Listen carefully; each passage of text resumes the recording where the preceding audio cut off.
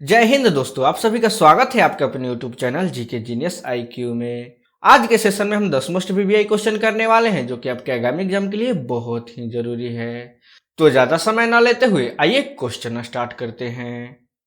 और आज के सेशन का हमारा पहला क्वेश्चन है, जीटी रोड जो कि कोलकाता से पेशावर तक है, दिल्ली के किस शासक ने बनवाया था? और ये 4 ऑप्शन है आपके पास, सही आंसर जल्दी से कमेंट सेक्शन में कमेंट कीजिए। और इस प्रश्न का बिल्कुल सही answer option B, Sher Shah Suri. ये आपको हमेशा याद रखना है। जीटी रोड को जो कि कोलकाता से पेशावर तक है, वह शेर शाह सूरी द्वारा बनवाया गया था। और आपको ये भी पता होना चाहिए कि जीटी रोड को ग्रैंड ट्रंक रोड के नाम से भी जाना जाता है। ये आपको हमेशा याद रखना है। जीटी रोड को ग्रैंड ट्रंक रोड के नाम से भी जाना जाता है और इसे NH 44 के नाम से भी जाना जाता है। ये भी आपको हमेशा याद रखना है। और शेर शाह सूरी का जन्म 1472 ईस्वी में हुआ था। ये आपको हमेशा याद रखना है। शेर शाह सूरी का जन्म 1472 ईस्वी में हुआ था और इनका निधन 22 मार्च 1545 ईस्वी में बुंदेलखंड में हुआ था। ये भी आपको हमेशा याद रखना है। ठीक है दोस्तों, नेक्स्ट क्वेश्चन कर लेते हैं। दिल्ली में रेडियो स्टेशन की स्थापना कब हुई थी? और ये 4 ऑप्शन आपके पास, सही आंसर जल्दी से कमेंट सेक्शन में कमेंट कीजिए। और इस प्रश्न का बिल्कुल सही आंसर ऑप्शन बी, 1935 ईस्वी। ये आपको हमेशा याद रखना है। दिल्ली में रेडियो स्टेशन की स्थापना 1935 ईस्वी में हुआ था।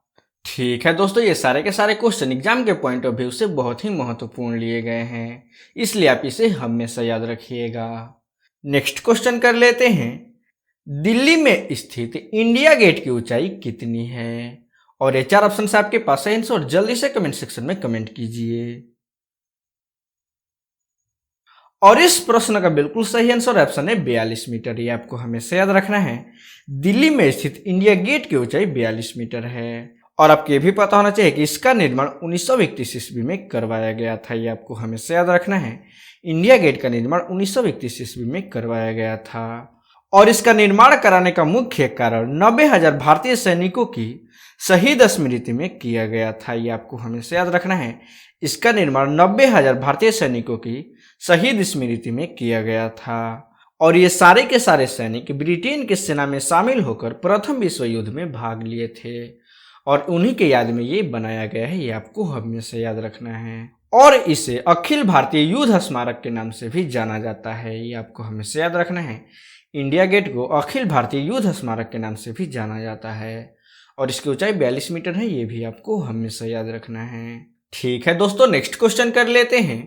दिल्ली में महानगरीय परिषद का गठन कब हुआ था? और ये 4 ऑप्शन है आपके पास, सही आंसर जल्दी से कमेंट सेक्शन में कमेंट कीजिए। और इस प्रश्न का बिल्कुल सही आंसर ऑप्शन बी, 1966 ईस्वी। ये आपको हमेशा याद रखना है। दिल्ली में महानगरीय परिषद का गठन 1966 ईस्वी में किया गया था। ठीक है दोस्तों, ये बात आपको कमेंट सेक्शन में जरूर बताना है कि आप 10 प्रश्न में से कितने का सही आंसर दे पाए हैं। ठीक है दोस्तों, नेक्स्ट क्वेश्चन कर लेते हैं। बाबर की मृत्यु के बाद दिल्ली की गद्दी पे कौन बैठे थे? और ये 4 ऑप्शन है आपके पास, सही आंसर जल्दी से कमेंट सेक्शन में कमेंट कीजिए। और इस प्रश्न का बिल्कुल सही आंसर ऑप्शन बी, हुमायूं। ये आपको हमेशा याद रखना है। बाबर की मृत्यु के बाद दिल्ली की गद्दी पे हुमायूं बैठे थे। और आपको ये भी बता दें कि बाबर मुगल वंश के संस्थापक थे। ये आपको हमेशा याद रखना है। कई बार एग्जाम में आता है कि मुगल वंश के संस्थापक कौन थे, तो आपको बताना होता है बाबर। और हुमायूं बाबर के पुत्र थे जिन्होंने बाबर के मरणोपरांत उनकी गद्दी का वारिस बने।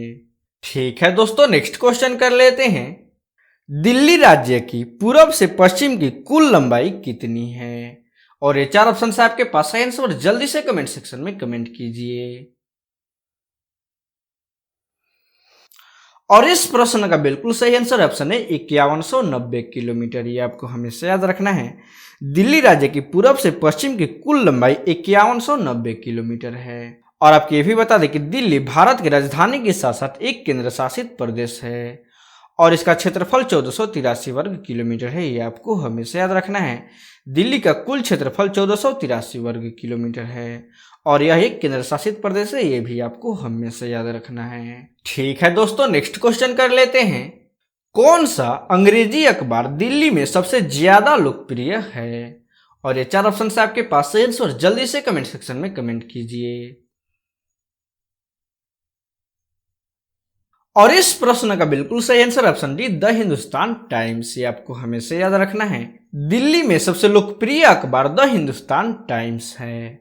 और आपको ये भी बता दें कि द हिंदुस्तान टाइम्स एक अंग्रेजी अखबार है और यह भारत में टाइम्स ऑफ इंडिया के बाद दूसरे नंबर पे आता है। ये आपको हमेशा याद रखना है, the times of India Bharat का नंबर 1 अखबार है और दूसरे नंबर पे द हिंदुस्तान टाइम्स आता है। ये भी आपको हमेशा याद रखना है और इसकी शुरुआत 1924 ईस्वी में हुई थी। ये आपको हमेशा याद रखना है, द हिंदुस्तान टाइम्स की शुरुआत 1924 ईस्वी में हुई थी। ठीक है दोस्तों, नेक्स्ट क्वेश्चन करने से पहले आपसे एक रिक्वेस्ट है, यदि आप हमारे चैनल पे पहली बार आए हैं तो वीडियो को लाइक करें, शेयर करें और चैनल को सब्सक्राइब कर प्लीज हमें सपोर्ट करें।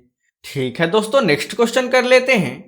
दिल्ली में लाल किला को यूनेस्को द्वारा विश्व धरोहर के रूप में कब घोषित किया गया? और ये 4 ऑप्शन से आपके पास सही आंसर जल्दी से कमेंट सेक्शन में कमेंट कीजिए। और इस प्रश्न का बिल्कुल सही आंसर ऑप्शन है 28 जून 2007 ईस्वी को। ये आपको हमेशा याद रखना है, दिल्ली में स्थित लाल किला को विश्व धरोहर के रूप में 28 जून 2007 ईस्वी को घोषित किया गया। और आपको ये भी बता दें कि मुगल शासक शाहजहां द्वारा 1938 ईस्वी में लाल किला का निर्माण करवाया गया था। ये आपको हमेशा याद रखना है कि लाल किला का निर्माण 1638 ईस्वी में शाहजहां द्वारा करवाया गया था। ठीक है दोस्तों, नेक्स्ट क्वेश्चन कर लेते हैं। दिल्ली में कुल गांवों की संख्या कितनी है? और ये 4 ऑप्शन से आपके पास सही आंसर जल्दी से कमेंट सेक्शन में कमेंट कीजिए। और इस प्रश्न का बिल्कुल सही आंसर ऑप्शन डी 112। ये आपको हमेशा याद रखना है, दिल्ली में कुल गांवों की संख्या 112 है। और आपको ये भी बता दें कि दिल्ली में कुल जिलों की संख्या 11 है। ये आपको हमेशा याद रखना है, दिल्ली में कुल गांवों की संख्या 112 है और जिलों की संख्या केवल 11 है। ठीक है दोस्तों, नेक्स्ट क्वेश्चन कर लेते हैं। दिन ए इलाही धर्म किस मुगल शासक ने चलाया था? और ये 4 ऑप्शन से आपके पास सही आंसर जल्दी से कमेंट सेक्शन में कमेंट कीजिए। और इस प्रश्न का बिल्कुल सही आंसर ऑप्शन डी अकबर। ये आपको हमेशा याद रखना है, दिन ए इलाही धर्म अकबर द्वारा चलाया गया था और इस धर्म की शुरुआत 1582 ईस्वी से हुई थी। ये आपको हमेशा याद रखना है, दिन ए इलाही धर्म की शुरुआत 1582 ईस्वी से हुई थी और यह धर्म अकबर द्वारा चलाया गया था। ये भी आपको हमेशा याद रखना है। ठीक है दोस्तों, आज के सेशन में बस इतना ही। यदि वीडियो अच्छा लगा हो तो लाइक करें, शेयर करें और चैनल को सब्सक्राइब कर प्लीज हमें सपोर्ट करें। धन्यवाद।